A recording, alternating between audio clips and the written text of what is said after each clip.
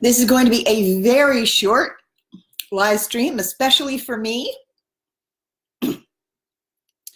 Because I did a live stream yesterday, and but I did have a couple of things that I wanted to touch on.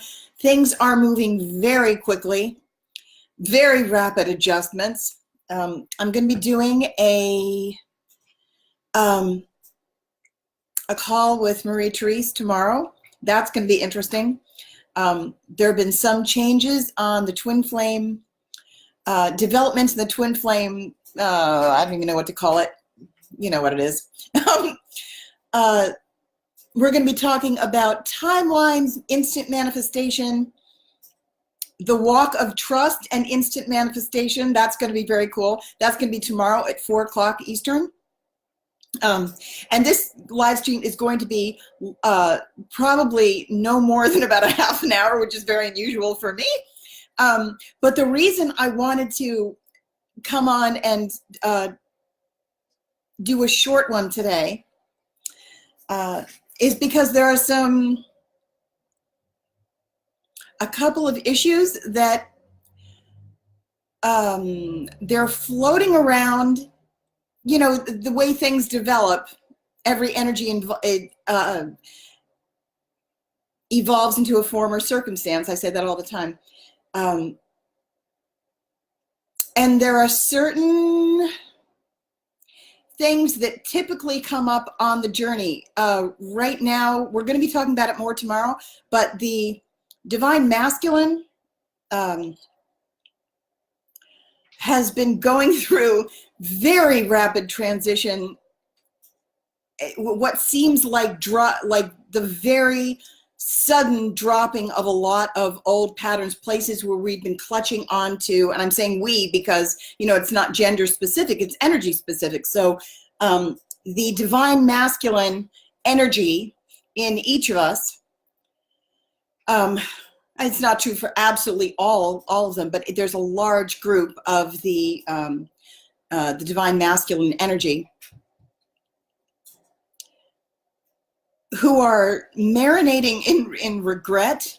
There's a lot of regret coming up. There's a lot of rapid changes, and as I was saying, or we were talking about, Marie-Therese and I, when we were on our call today,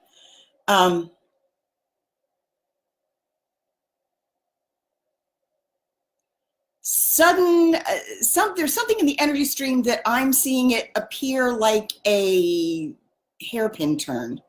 There's I don't want to get too far into it because we're going to be talking specifically about it tomorrow with the both of us, and she's got a ton of information, and just based on what our call today, I said this is something I wish we'd recorded, and would you be interested in doing a public call so that everybody else can hear it, because this is really good. And she said she'd be willing to do that. So and we talked a little bit to Sarah Adams too, to see if she could facilitate a call. So she's going to help us do that tomorrow, because stuff's moving. Like right now, we've been at this crossroads, and we've been at the crossroads, a lot of us, for a really bloody long time, a really, really long time. And we're going to be talking tomorrow. Again, it's at 4 o'clock Eastern. We're going to be talking about why. Oh my God. So because so many of us have been on this for so long, like, where the fuck's the beef? Come on, let's see some movement.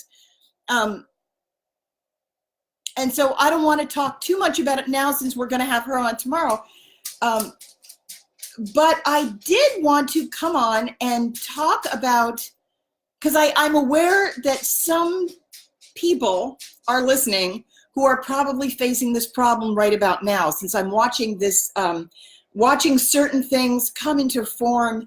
It's kind of like if there's a loose energetic stream, you can see things coalesce in the collective consciousness. So it needs to be adjusted. There are ways to utilize it properly and get it to go in one direction, favorably, And there's a way to go into resistance of it and have it come out not as well. We're probably going to talk more about resistance. I have an idea that, because there are already people on here now, I really do have a lot of stuff to say, but I have to pick up my daughter at 8 o'clock, so I might wind up doing a short live stream now and then going to pick her up and maybe doing a longer one later, we'll see. But I wanted to talk about, at this juncture, loss. One of the reasons I've been away, stop, go away for a while. Go away, I'll talk to you in a minute. Go lay down, please. One of the things that was really holding us up was resistance to flow. And what that is basically is fear of loss, which is understandable. Everyone who's in the ascension process, you know how it goes. We all know the way this goes. You start out at 3 and you've got all this stuff and you've got this life that you've built, and you know you've worked to cultivate the are you licking me? You've worked to cultivate, you know, a certain amount of social status. You have your family the way you like it, and you start out to make one little change. And certainly on the twin flame journey, it's anything but a piece of cake. It is not straightforward. It's not straightforward. The ascension journey altogether is not straightforward.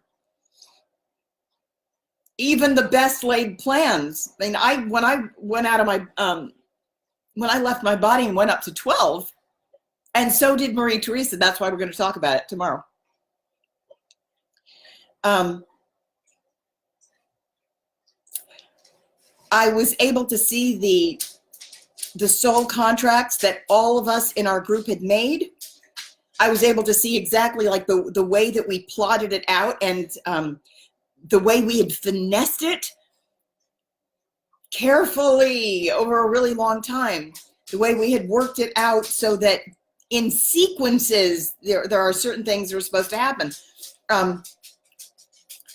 We know that when we get down here, we've all experienced this, that when you get down here, I don't want to say it's a crapshoot, but it's a war zone. The third dimension is a war zone. So there are negative influences and things crop up, and dark forces, particularly earlier, like we started this 6 years ago when I was trying to get into divine school, and dark forces they're wily too. I mean, we have guile and we use certain strategy. They use it too. And they're also willing to do certain things that we're not willing to do. So there's a great deal of deception that goes on. There's a great deal of luring that goes on that the light side doesn't do, but we fall for it a lot. So we do play a part. But really, the resistance of the masculine, the thing that has been holding up union in so many cases, is avoidance. It's avoidance of loss. It's also avoidance of love, and there's a great deal of love avoidance in the collective. But you know, if you've been following, if you're someone who follows the twin flame journey, or that, you know, that whole, I said to Maria this morning, I haven't talked that much about a twin flame anything, because it's very predictable. Not everyone has one. It's not something better or worse, but there are like genuine twin flames who have something, and the mission is paramount. And there's been so much planning that's gone on for the globe, for the grid, it's not a personal thing. It's not a romance. It can be that, but the mission here is paramount, and nothing's going to, I mean, dark forces attack the genuine twins so heavily because they don't want the twins to come together, because the twin flame grid is so potent and so powerful, a light force, that it lifts up the entire planet in vibration. So the amount of resistance, the amount of rerouting, twins have a location, most of them, not all of them. but their union does something energetically that is incredibly important, and it affects so many of the other twin flame echo couples. And I'm not being disparaging at all, but the reason I've avoided this topic is because I wanted to avoid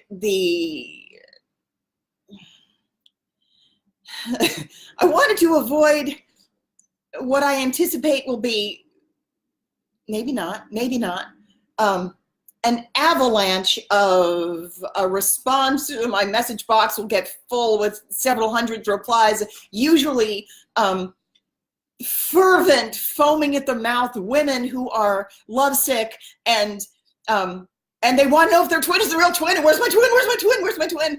And they freak out about separation, and it's all very, everyone's a succubus, and there's a portion of the twin journey where you go through this particular energy. It's very specific, it's easily identifiable.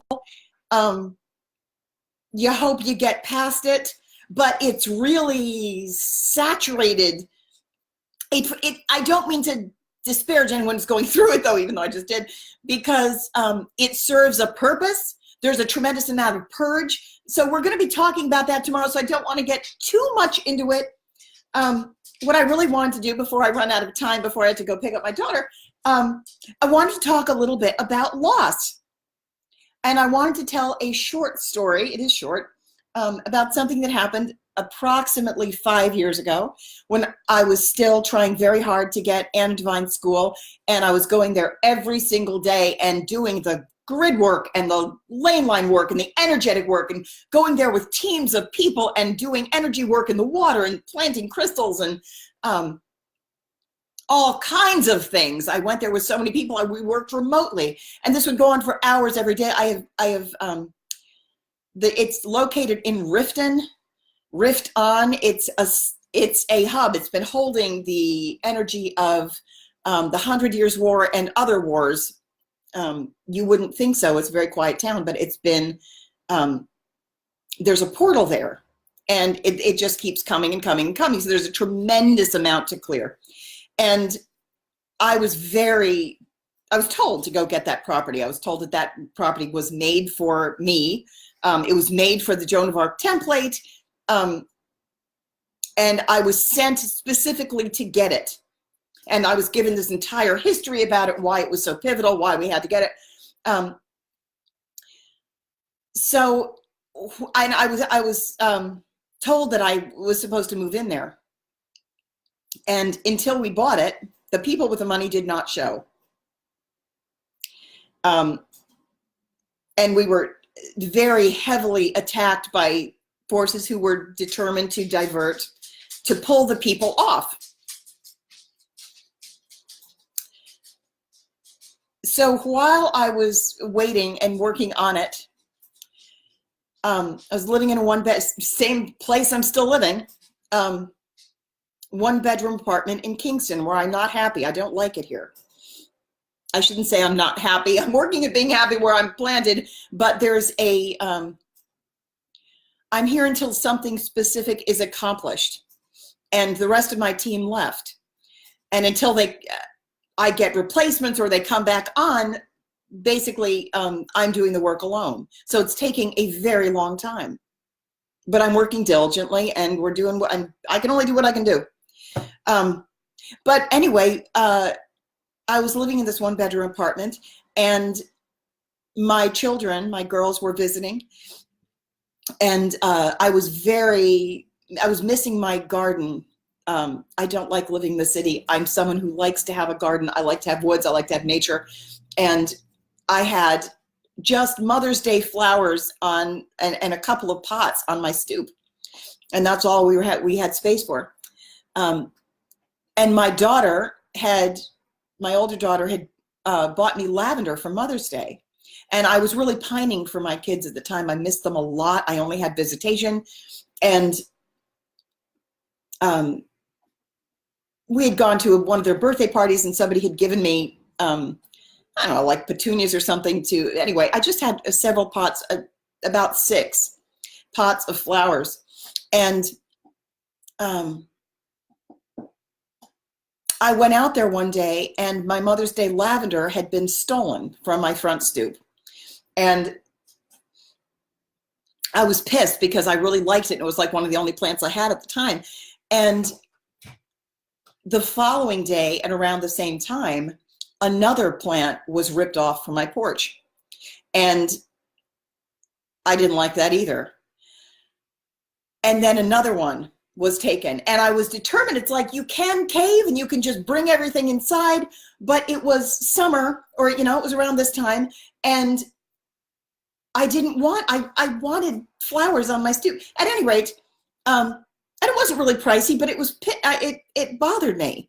I really liked it. And plus it was my daughter had given it to me and I was really missing my kids. So when this thing was stolen, like I felt it. It was like yet another thing that was missing. I'd already lost my house. I'd already lost my marriage. I'd already lost, being taken to court. I had no car at the time. I'd lost that. And I'd lost all my animals. And it was like too much. It was really, I was feeling it. And I heard my guide say that they were going to take another one tomorrow. You know, whoever had taken it. And I thought, well, I'm not going to let fuck you. I'm not going to let them that happen. So I took the one of the empty pots. I filled it with dirt, and I went to because they didn't seem to be picky about the flowers. It was like the theft that was the thing. And I went and I found it wasn't lilacs, but it was like some kind of plant that I wound up cutting a whole bunch of branches and sticking it in the dirt and leaving that as like bait, because I just didn't want to lose any of my actual flowers. So I left this thing with dirt and just stalks or stems on my porch, and I put the dogs in the car. It was either I either got a ride to Anna Devine or I got somehow I got to Anna Devine. I had taken the dogs, and when I got there. And I was thinking, you know, like I'm so smart, like they're going to take it while I'm gone because they take it the same time every day. And when I got to Anna Devine, I discovered that we had planted, in order to kind of like energetically secure the location, I had taken a hydrangea plant bush and planted it in the front. We circled around it. We did a ceremony with people who were like, we're claiming this property for the light, and we planted something. And when we pulled up, somebody had come along with a shovel and dug up the bush that I planted. And I was like, son of a bitch. I was so pissed off. Because I didn't have any money. We'd spent $15 to get a nice hydrangea and planted it there, and we had buried it with crystals, and some asshole had come and dug it up, and I was pissed off. And my guides came in, and they said, you cannot protect yourself, shield yourself from loss. You're going to have to find a way to press on and deal with the fact that these things are leaving your life, and it's your response to it is where your power lies. I had also, at that time, speaking of twins, I'd been very upset that we were behind schedule. And this was 5 years ago. This was 5 years ago. We were behind schedule. We weren't that behind schedule, but now it's 6 years later, and like we were supposed to have had it already. It was important. There was yes, the purge had to happen. Yes, twin flames leave and you've got the separation, the reuniting, blah, blah, blah, blah. But nonetheless, it stalled our progress. It tripped up everybody else in the group because unlike most twin flame, most people are just in a twin flame couple, which is bloody hard enough. We came down with a group, specific group, where everybody had, because we're installing the new template, and everyone has a specific job. So if one, you know, we were just waiting around for the other people, and it was taking a long time, and eventually other people are like, this is taking too long, I'm leaving. If you're a genuine twin flame, you don't exactly have that luxury. It's like deciding you're going to cut yourself in half and just live without the other side. You can't do it. It's either you're going to solve the problem or you're going to solve the problem. You're going to stay here until the problem is solved. You came here for the upliftment of the planet. So there's really only doing the work, one way or another. And yes, you can get, there are different types of twin partnerships in higher dimensions, but I wound up, because my twin didn't show and other pieces fell off, and we were hit so badly with dark attack that really did. Congratulations, you won the fucking battle. They derailed us, and so we didn't get that, and we were forced to reroute, and it was a plan. It wasn't even a plan B. It was like, we're like way down the alphabet at this point. So that's largely the new norm. But I've been wondering, like, what is taking so long? I had seen things very clearly and had also been promised, like, you're gonna go first, and kind of like you go first, don't worry, we'll catch up. And then just nobody shows. And then you're in a foreign country because certain things have happened where I no longer have my third dimensional skill set. It went to the other people when we activated the template. So I can't go back to what I was doing. My skill set is gone. I left my body, and it left me with seriously handicapped in the world. So I was getting very impatient at that time, which granted, yes, I understand that's part of the purge. It's part of the purge. But I was like, where's the twin? And my guides had came in. I love my guides. They see everyone in the group. They say, they see me, they see everyone in the group. And they said he's trying to protect himself from loss. The experience is incredibly intense. It's frightening if you have no idea what it is. I didn't know what none of us know what the hell it is. If you're a genuine twin, it's not like, oh, I've been searching for someone my whole life. That doesn't happen. You're slammed with it, like, what the hell is this? I've suddenly discovered I'm a different species and nothing is what I thought it was. And it's the awakening process, but like a genuine twin flame relationship also has, there are unique features. It's not like a relationship. There's, we'll talk about that. But there's a reason I've been reluctant to even broach the subject in a live stream. Not really, because I didn't want a tidal wave of those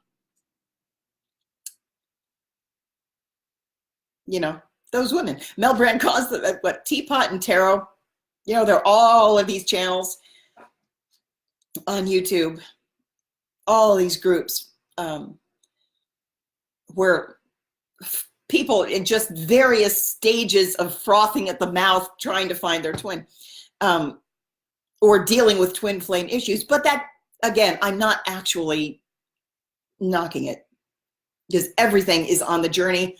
It's an important journey. It's an important purging process. You have to go through it, so you may as well go through it. So if you're in it, I'm not actually have a great deal of compassion for that stage. It's hard. It's a hard place to be. But you can't avoid loss, and we're in this space now. I have to check the time. Hang on. I have to go pretty soon. We're in this space now where the diehards, the masculine collective, who were holding on and saying, "So help me God, I want my structure. Don't make me let go of this thing that I built. I want my money. I want my stature. I want my I want people to still like me. I don't want my life to fall apart." Who does? Nobody does. Nobody does. But you can't protect yourself from loss. And on this journey, It is going to come back. I will say that. We have to go through the process of, you know, loss of attachment. It's the attachment. Attachment is not love, but attachment is, because love doesn't die like that. It's actually, I find personally, I find it much more painful to let go of an attachment, but once you've actually done it, the love remains. You actually still have, and you can even still have the form as long as you don't have the attachment to the form. It's the attachment that needs to go. And that's the thing that, you know, when you're attached, that's where all, like, you go through the trauma. And then that's the death of the phoenix. Like you go into the alchemical cauldron of transformation, spiritual growth, and it's not pretty.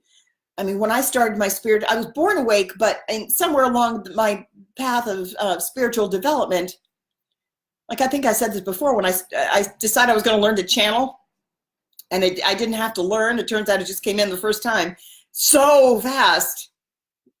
I already had something I didn't know about. I didn't know I was any good at that, but I suddenly had that skill set. It was very powerful and scary. I was not prepared.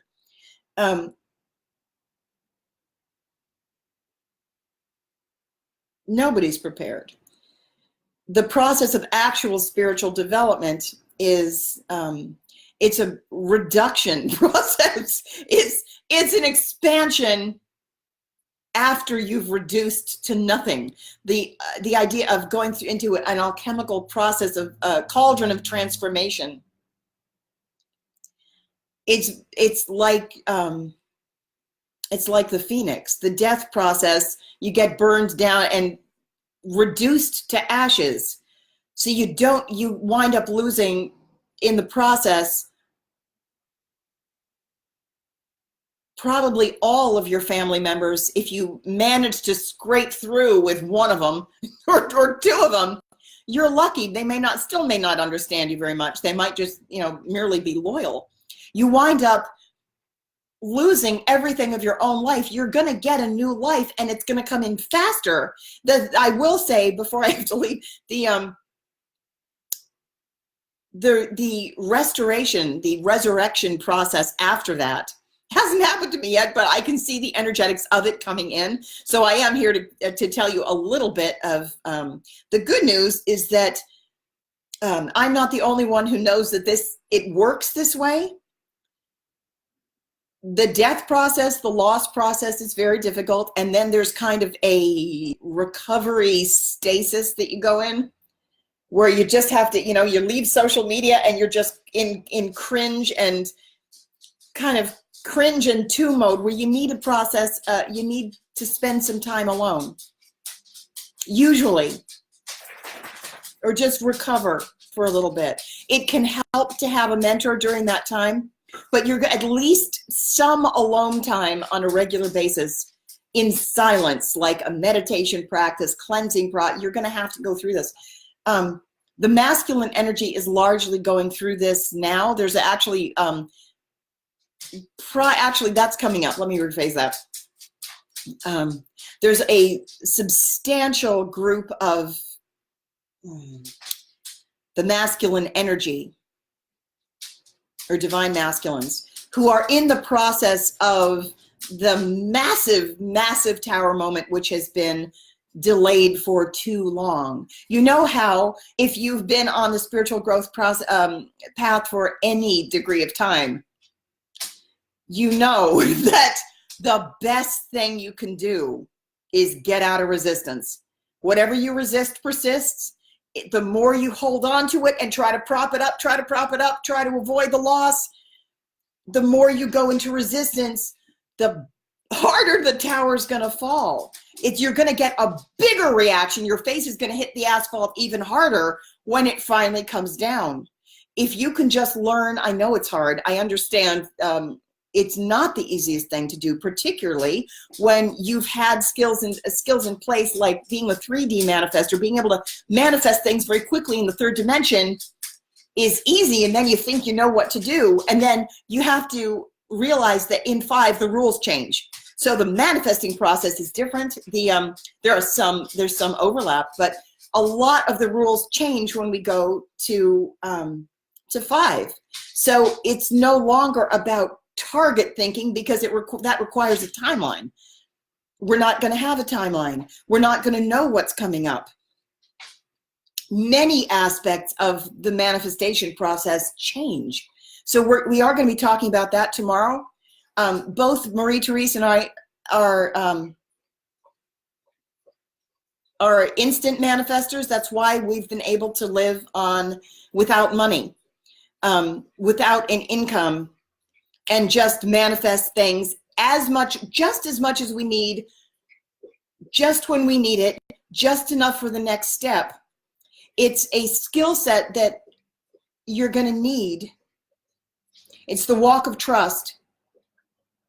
And I'm going to wind up talking a lot tomorrow about the walk of trust. I was debating today with her. I still haven't entirely decided. There's one thing that I know that I'm going to say at some point. I haven't decided if it's prudent, wise to release certain information.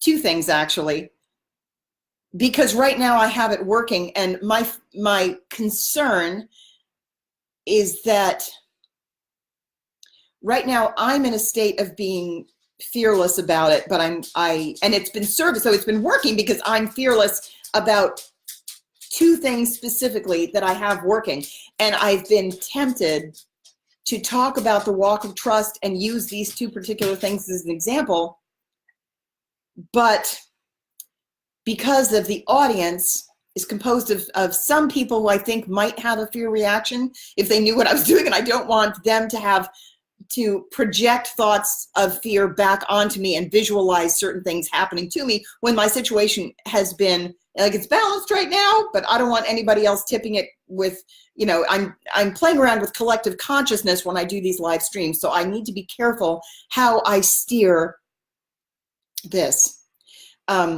And what energy I put into the collective, because again, when you're talking to the collective, it's group mind, and anything that I put in to the group energy is going to be magnified and come back. So I want to make sure everything I say is truthful, as accurate as possible, and I have to make sure that I'm not planting any seeds of fear. So I'm thinking that I may wind up, depending on the group that's listening, I may wind up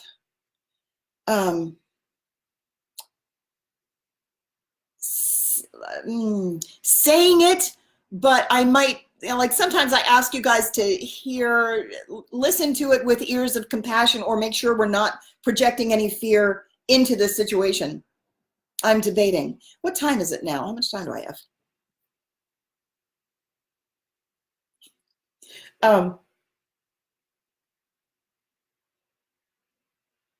Oh, crap. I wanted to talk more about a couple of things.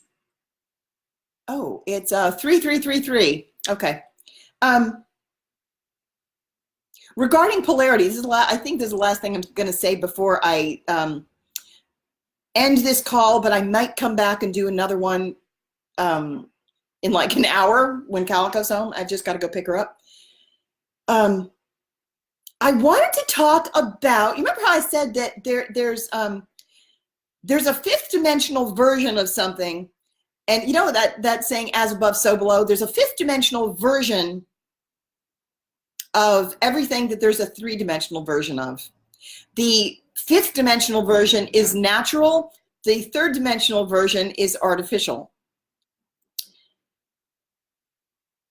Whether you're talking about the twin flame journey, or whether you're talking about really anything, I've been aware for a while that I was talking about intercepted communication. There has been a lot of intercepted communication, communication that is diverted and interfered with.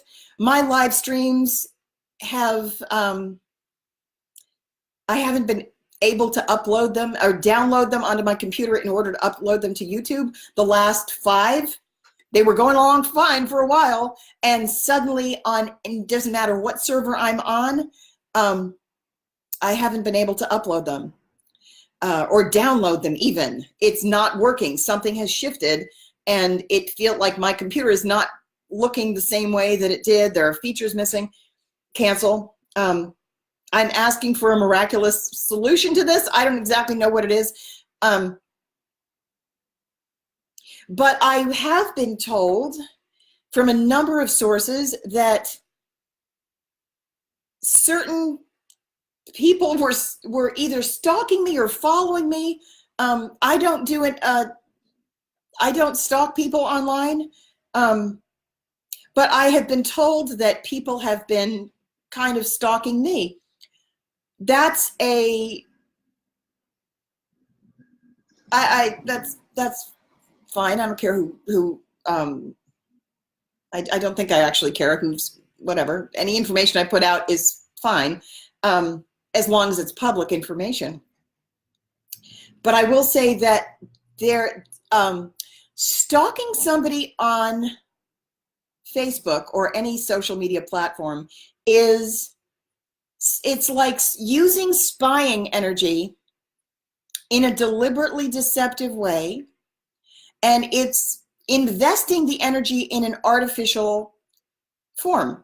So sometimes I allow this, and like, for example, there are certain people where I know my private communication has been intercepted. So my solution to that was to make it public, so that if certain people want my information and they're not getting our private communication, they can always follow me on YouTube or follow me on Facebook. I did that on purpose. So sometimes the information that I put on here is somewhat personal because I know that I can't reach this person, so I'm going public. But that whole strata of information exchange, getting information, that's what I want to say, getting information that way is using technology to do the work that twins naturally do telepathically. There's physical telepathy. There's mental telepathy that we have with one another when we're fully connected. And then twins, like genuine twins, also have this really weird, incredibly deep, I don't know how to cut it off. I don't know if I even would want to, although sometimes I would want to, like, I'm not entirely certain because I've never actually gone to check, to ask, but I'm pretty sure I know every time my boyfriend has sex with his wife. I'm pretty sure sometimes I'm really feeling stuff that's not happening where I am. And it's very palpable. There's natural connectivity where you automatically pick up on somebody's information. You naturally get their information. I should say that I also, personally, I don't trespass. So the only reason that I'm getting kind of loose drifting information like that is because people, when they think they're unguarded, like walking around in the world somewhere, like if you're in a cafe, I said this before, like when I walk through a cafe, I don't know how to turn my senses off. The same way I don't know how to turn my sense of smell off. I don't know how to turn my clairvoyance or clairaudience off. I don't know how to turn any of that off. But I can shield my own information. If I don't want somebody to know something, I could shield myself, but I don't. But I do have a standing intention with myself across the board, bar none. If somebody doesn't want me to know something, I won't trespass. I could go through, for example, if I wanted to, I don't want to. If I wanted to, I could probably go into my twin's body and see out his eyes. Like, there were times when I woke up looking and I was in his body and looking out his eyes and in the shower. That used to happen a lot more than it happens now. I feel like I sent a text that said, I'm pretty sure I'm aware of when you're having sex.